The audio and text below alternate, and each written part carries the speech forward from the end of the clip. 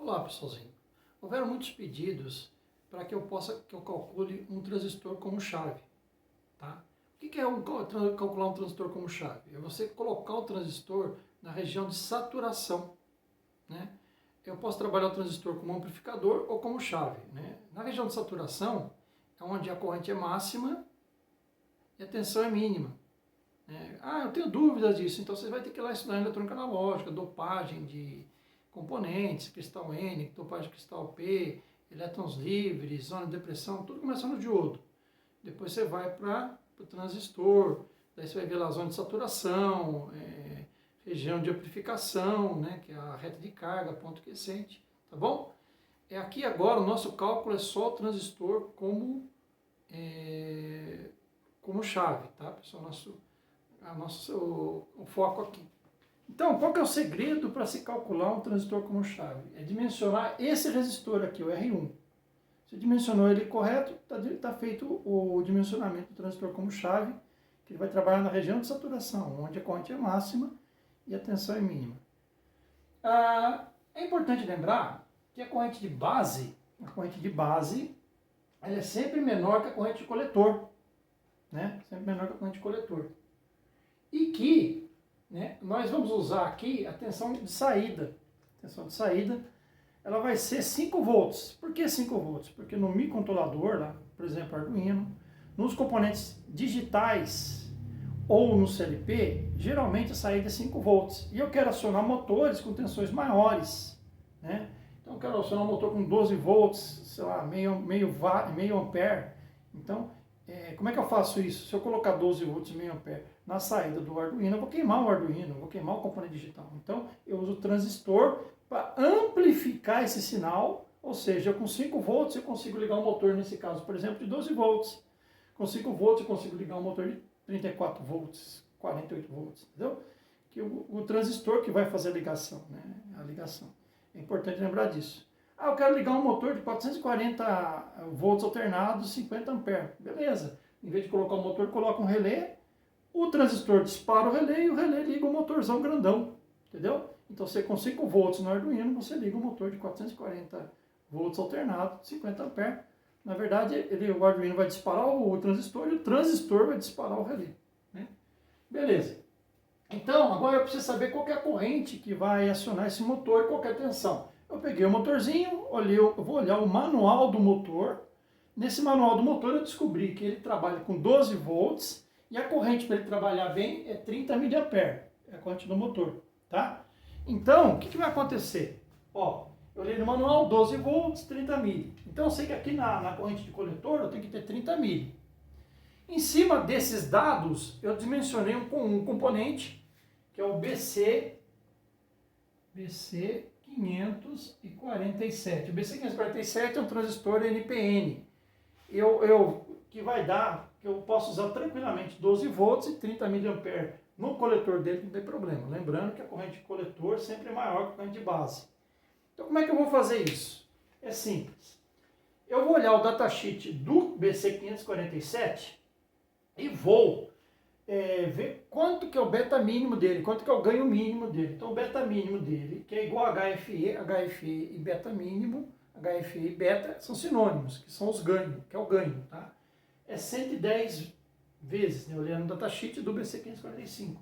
Então, ou seja, o IC, a corrente de coletor, vai ser 110 vezes maior que a corrente de base. O que quer dizer isso, né?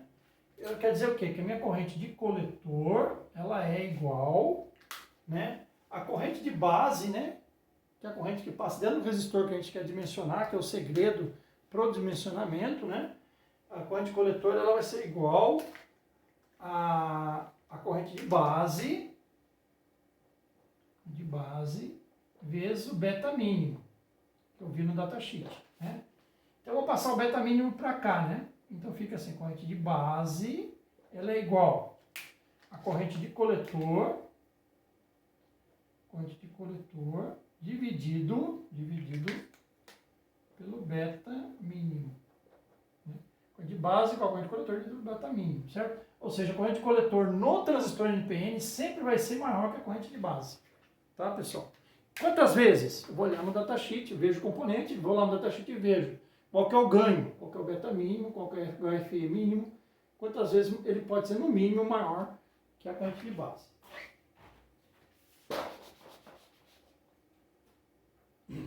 Agora, olha só uma coisinha, também um outro macetinho, né? A tensão de saída aqui, menos a tensão do resistor, que é a VR1, né? Que é a tensão em cima do resistor, menos a queda de tensão no transistor, tem que dar zero. Então, a tensão de saída, menos a tensão VR1, menos a queda de tensão no transistor, tem que dar zero. Onde eu acho a queda de tensão no transistor? Eu vou achar no datasheet. Então, ó, BC547, eu olho o datasheet e vejo que quando a corrente passa por dentro do transistor, existe uma queda de tensão de 0,7 volts, que é a tensão que ele cobra para trabalhar. Muito bem. Então, eu vi lá no datasheet, né? Então, eu sei que a tensão VCS menos VR1 menos a VBE tem que dar zero, né? A VR1 é a tensão no resistor 1, que ela é quem? Ela vai ser, então, eu vou passar o VR1 para lá, ela está negativa, eu passo a positivo. Então, ela vai ser a VS, né? VS menos a VBE. Menos a VBE. Essa é a tensão no resistor 1, certo? Que é o nosso foco de cálculo, né? Então, beleza. Se eu tenho a corrente de base, se eu já tenho a corrente de base, para dimensionar o resistor 1 fica fácil. Eu pego a VR1, né, que é a VS menos VBE, dividido pela corrente de base. Achei o valor do resistor R1. Se eu não tenho a corrente de base, eu faço o quê? R1 é igual a VS menos VBE, que é a VR1, né, que é a tensão no resistor 1, vezes o beta mínimo dividido por IC. Né? IC é a corrente de coletor que eu acho, que eu achei aqui, ó, corrente de coletor, que eu achei no manual do motor, né? Eu achei a tensão e a corrente do coletor no manual do motor, que é a corrente necessária para acionar o motor. Então, como é que é essa fórmula? A fórmula é bem simples, ó. R1 é igual a VS menos VBE, né?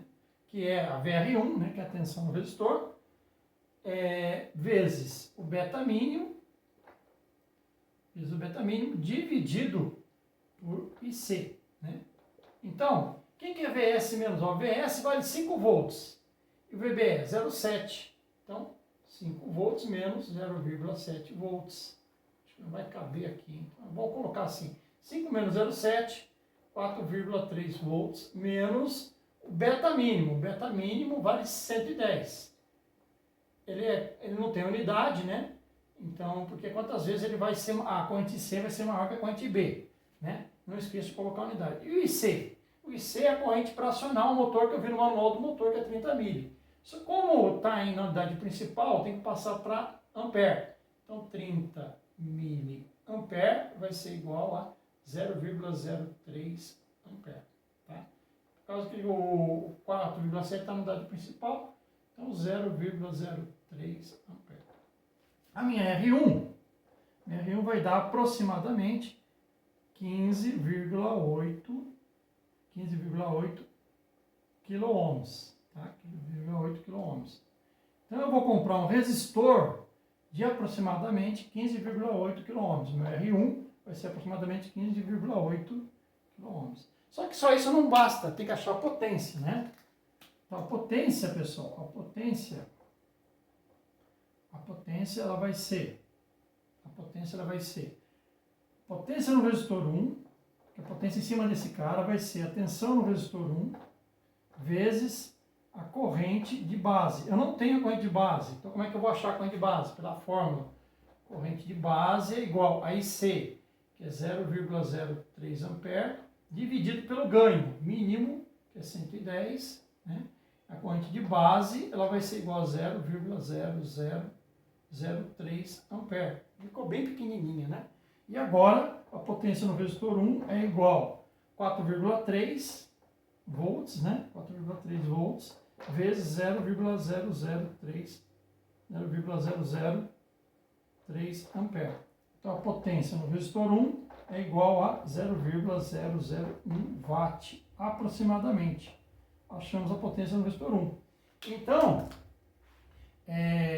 a potência comercial, eu posso comprar um resistorzinho de 1,32 watts, que é a potência comercial, né, 1,32 watts, que é a potência comercial. Então, meu resistor vai ser de aproximadamente 15,8 ohms, 1,32 watts. É importante dimensionar a potência comercial, porque se a potência gerada em cima do resistor for maior, pela corrente pode queimar o resistor. Obrigado, pessoal. Fiquem com Deus, o segredo do saber. E até a próxima aula.